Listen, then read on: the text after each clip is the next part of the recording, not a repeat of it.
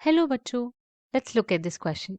The question says angiosperm and gymnosperm resemble in having, and the options are option A, vessels in wood, option B, mode of fertilization, option C, सिफिनोगेमी, option D, nature of the endosperm.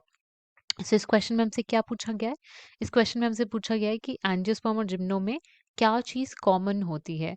हमें पता है कि वो दोनों different भी होते हैं, लेकिन उनमें कॉमन क्या चीज़ होती है। तो हमें की कॉन्सेप्ट क्या पता होना चाहिए? हमें एंजियोस्पर्म एंड जिम्नोस्पर्म के कैरेक्टरिस्टिक फीचर्स पता होने चाहिए।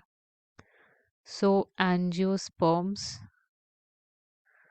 And gymnosperms. अब हम इसमें लिखते हैं कि कौन से जो फीचर्स होते हैं वो कॉमन होते हैं। तो सबसे पहले जो एंजियोस्पर्म और जिम्नोस्पर्म है, फर्स्ट फीचर जो कॉमन होता है, वो दोनों को हम फेनेरोगैम।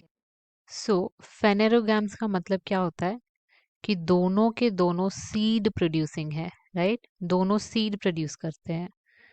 सीड प्रोड्यूसिंग, दोनों में डिफरेंस ये होता है कि जिम्नोस्पर्म में जो सीड्स होते हैं वो नेकेड होते हैं, एंजियोस्पर्म में जो सीड्स होते हैं वो कवर्ड होते हैं फ्रूट से। ये डिफरेंस है, और कॉमन है कि दोनों सीड प्रोड्यूसिंग है। ऑल्सो जो दोनों हैं एंजियोस्पर्म और जिम्नोस्पर्म, दोनों में हम कह सकते हैं कि true roots both have, this is H, both have true roots, stem and leaves. और क्या चीज हम कॉमन कह सकते हैं कि जो फर्टिलाइजेशन होता है, मोड ऑफ फर्टिलाइजेशन तो डिफरेंट होता है, बट जो फर्टिलाइजेशन का प्रोसेस होता है वो किसके हेल्प से होता है? पोलन ट्यूब के हेल्प से होता है।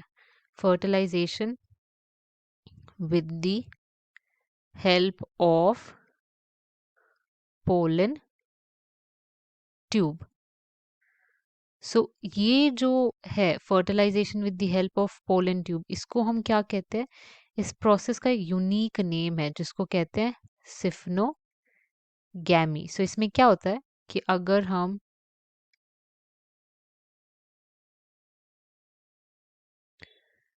कार्पल बनाएं तो हमें पता है कि ये जो है ये स्टिग्मा है,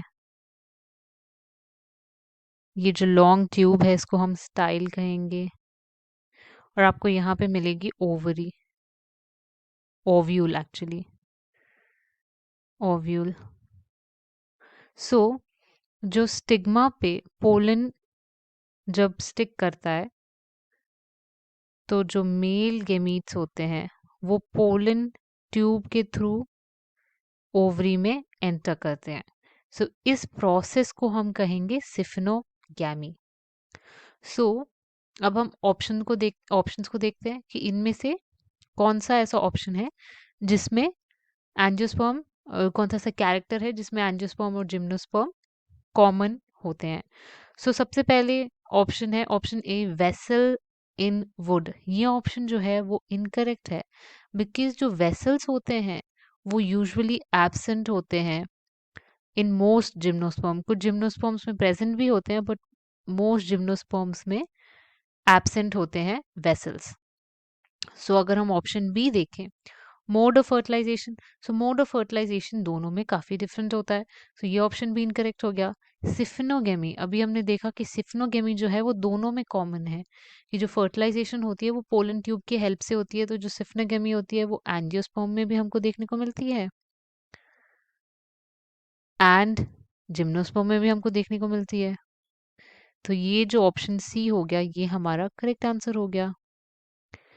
अगर हम ऑप्शन डी देखें, नेचर ऑफ इंडोस्पर्म, ये भी इनकरेक्ट है, बिकॉज हमें पता है कि एंजियोस्पर्म जो है उसमें इंडोस्पर्म होता है थ्री एन कंडीशन का, लेकिन जो जिम्नोस्पर्म्स होते हैं, जिम्नोस्पर्म्स उसमें जो इंडोस्पर्म होता है वो काफी डिफरेंट होता है, बिकॉज वो प्री फर्टिलाइजेशन प्रोडक्ट होता है, प्री फर्टिलाइजेशन प्रोडक्ट होता है, और जो एंजियोस्पर्म है उसमें पोस्ट फर्टिलाइजेशन प्रोडक्ट होता है endosperm.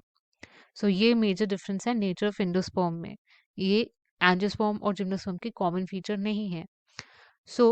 Our final answer is option C, that is syphnogamy. Hope you understood it well. Best of luck.